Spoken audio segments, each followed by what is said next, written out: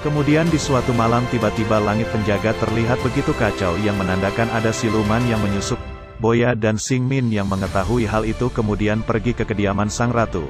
Dan sesampainya di sana terlihat Zhou Ye yang ingin membunuh Long Ye, namun hal itu digagalkan oleh kehadiran Xingmin dan Boya yang masih belum mengetahui keadaan sebenarnya yang terjadi. Zhou Ye sempat membunuh Long Ye yang sempat ingin membunuh ratu, namun hal itu disangkal oleh Long Ye. Kemudian pertarungan pun terjadi di antara mereka berempat tanpa memihak siapapun. Pada saat mereka lengah, Long Ye tiba-tiba diserang oleh siluman rambut, dan sebelum kematiannya ia memberitahukan hal yang sebenarnya terjadi kepada Xingmin.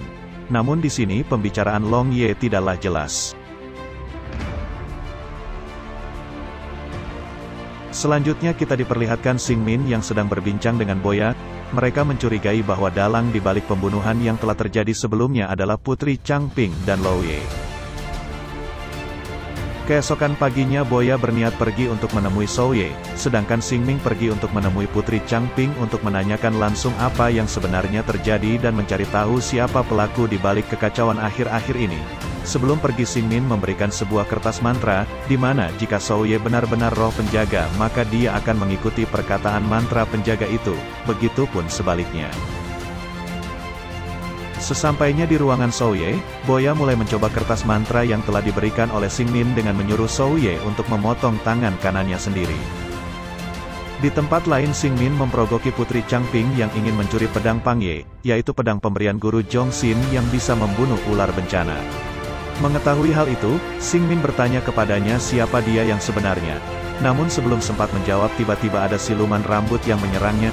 Xingmin pun bergegas mengejar siluman itu yang sedang berusaha melarikan diri.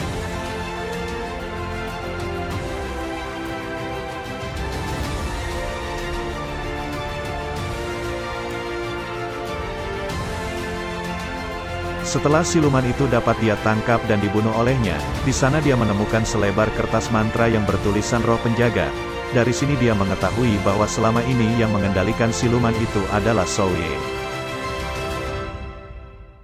Menyadari hal itu Xingmin segera berteleportasi ke tempat Boya, dan menemukan Boya yang dalam keadaan tidak sadarkan diri. Saat Xingmin ingin menyelamatkannya ia melihat kejadian sebelumnya, di mana ketika Boya menyuruh Zhou Ye untuk memotong tangannya tiba-tiba datang Putri Changping yang mencegahnya. Kita berpindah di tempat lain, terlihat Tuan Putri yaitu Changping sedang berjalan dengan Zhou Ye, dan disusul oleh Boya dan Xingmin. Mengetahui hal itu Boya mengira Zhou Ye sedang mengkhianati sang ratu. Namun di sini Xingmin menjelaskan hal sebenarnya yang terjadi, yaitu di mana sang ratu selama ini adalah Tuan Putri Changping itu sendiri, dan yang ada di balik tirai hanyalah boneka yang dikendalikan oleh Zhou Ye. Kemudian mengapa Zhou Ye ingin membunuh Long Ye sebelumnya, yaitu karena dia sudah mengetahui kejadian yang sebenarnya terjadi. Dan pada saat dia ingin mati, dia sempat berkata kepada Xingmin bahwa ratu sebenarnya adalah putri itu sendiri.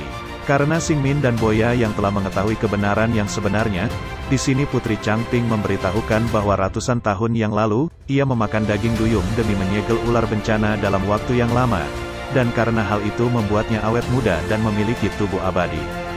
Tapi karena hal itu sebagai konsekuensinya dia dikurung di dalam kotak kekaisaran dan tidak bisa keluar selama ratusan tahun, yang mengharuskannya untuk terus mengganti identitasnya agar tidak terbongkar, dan itu semua membuat dirinya kehilangan hasrat dan perasaannya kepada dunia ini lagi. Sampai di mana ia bertemu dengan guru dari Xingmin yang bernama Zhongxin. Di sini ia mulai kembali memiliki perasaan dan hasrat lagi kepada dunia, dan juga perlahan Tuan Putri ini juga mulai jatuh cinta kepada Zhongxin. Namun mereka tidak bisa bersama dikarenakan Zhongxin yang harus kembali ke daerah asalnya. Sebelum ia pergi, ia menciptakan roh penjaga yang ditugaskannya untuk menjaga Tuan Putri untuk selamanya. Namun di luar dugaannya, ternyata roh penjaga itu terjebak dengan kata selamanya hingga ia menggunakan segala cara untuk mendapatkan tubuh abadi. Dan roh penjaga itu adalah Zhou Ye yang saat ini berniat untuk membangkitkan ular bencana demi keabadian hidupnya. Saat Boya dan Xingmin bertujuan untuk menggagalkan hal itu tiba-tiba mereka diteleportasi oleh Zhou Ye ke dalam jebakan ruangan yang dipenuhi pasir. Tetapi berkat kemampuan teleportasi Xingmin mereka berhasil selamat dari kejadian itu. Berpindah kepada Zhou Ye dan Tuan Putri yang sudah berada di tempat kebangkitan ular bencana, di sini Tuan Putri teringat kembali dengan masa lalunya yang sedang bersama dengan Zhongxin. Saat ia ditanya mengenai namanya, ia kesulitan mengingat namanya karena sudah terlalu banyak menggantikan identitasnya. Namun pada akhirnya ia berhasil mengingat namanya, yaitu Pang Ye.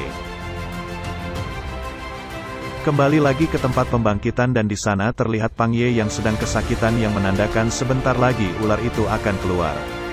Dan benar saja ular itu keluar dari tubuh Pang Ye. Tidak lama setelah itu Zhou Ye langsung menelan ular itu agar bisa mendapatkan tubuh abadi.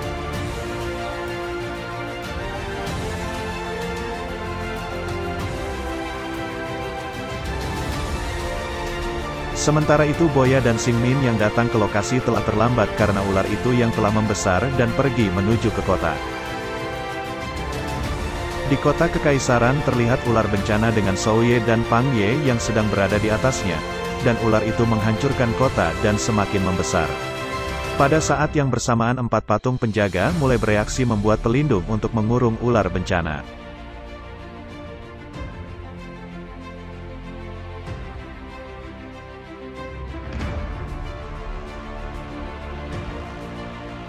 Namun di luar dugaan, ternyata salah satu patung penjaga yaitu patung burung tidaklah segera bangkit, dikarenakan pada sebelumnya Zhou Ye dengan sengaja tidak membangkitkannya agar bisa membawa ular bencana itu keluar dari kota Kekaisaran.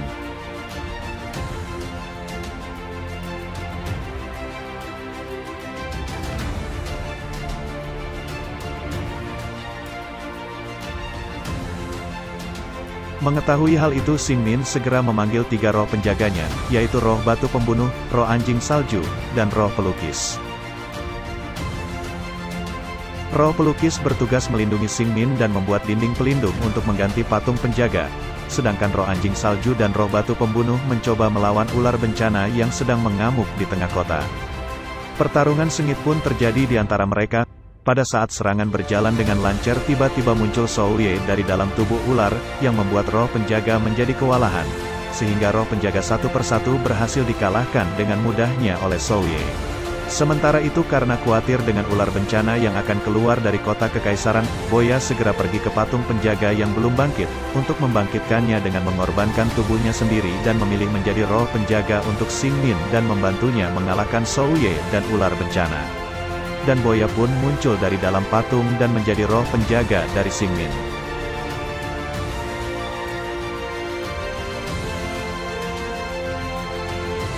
Boya yang sudah menjadi roh penjaga pun pergi melawan Zhou Ye.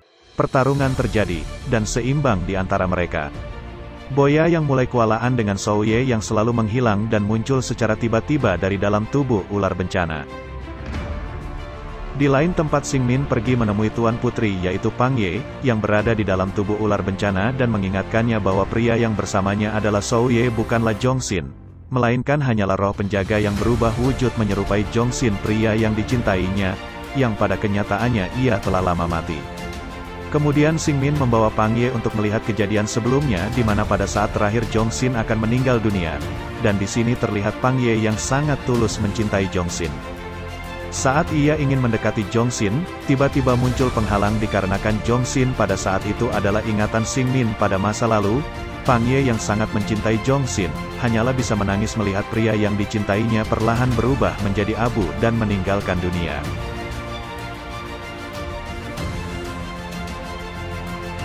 Kemudian mereka berdua kembali lagi ke kota Kekaisaran yang sudah sangat hancur, dan di sana terlihat masih ada Boya dengan Zhou Ye yang sedang bertarung.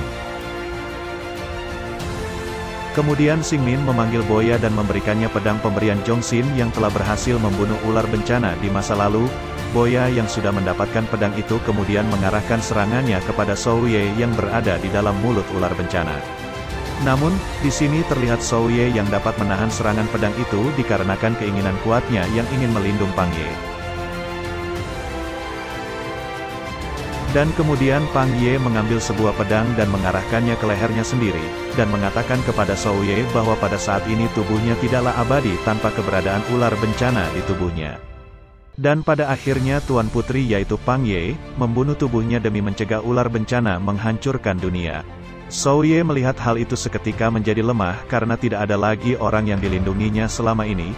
Hal itu menyebabkan pedang yang digunakan oleh Boya berhasil menembus perlindungannya dan mengenai tepat ke badan Zhou Ye. Setelah itu ular bencana itu pun berhasil dimusnahkan. dan pelindung yang berada di kota kekaisaran perlahan menghilang.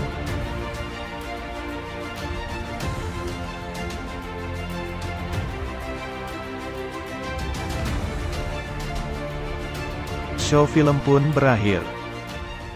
Jangan lupa like, komen juga share video ini, dan subscribe YouTube ini dan nyalakan lonceng notifikasinya agar kalian dapat menonton video terbaru selanjutnya. Terima kasih. See you in the next video.